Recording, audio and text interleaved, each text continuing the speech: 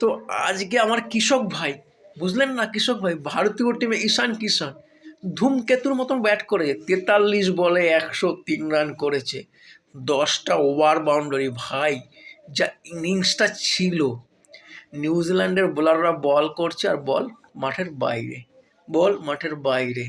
মানে এইভাবে শুধু মানে নিউজিল্যান্ডের অধিনায়ক তাকিয়ে তাকিয়ে দেখছে ভাই, হাত দিয়ে মানে ঈশান কিষানে কি করছে এটা।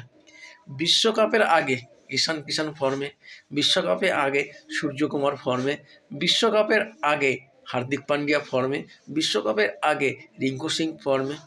ভাবতে পারেন বিশ্বকাপের আগে অভিষেক শর্মা ফর্মে। ভাবতে পারেন ব্যাটিং লাইন আপ ভারতের কি, ডুবে সেও ফর্মে আগের দিন ঝড়ো ইনিংস খেলেছে।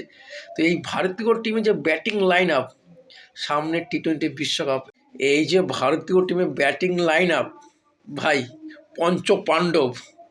বিরোধী টিমের অধিনায়ক এখন থেকে তাদের চিন্তায় কপালে ভাঁজ পড়ে যাবে, কারণ কি বোলিং ইউনিট নিয়ে ভারতের বিরুদ্ধে এরা খেলতে নামবে, এটাই এখন তাদের চিন্তার কারণ হয়ে দাঁড়িয়েছে। তো যাই হোক, ঈশান কিষান আমার কৃষক ভাই আজকে জালবা দেখিয়ে দিয়েছে।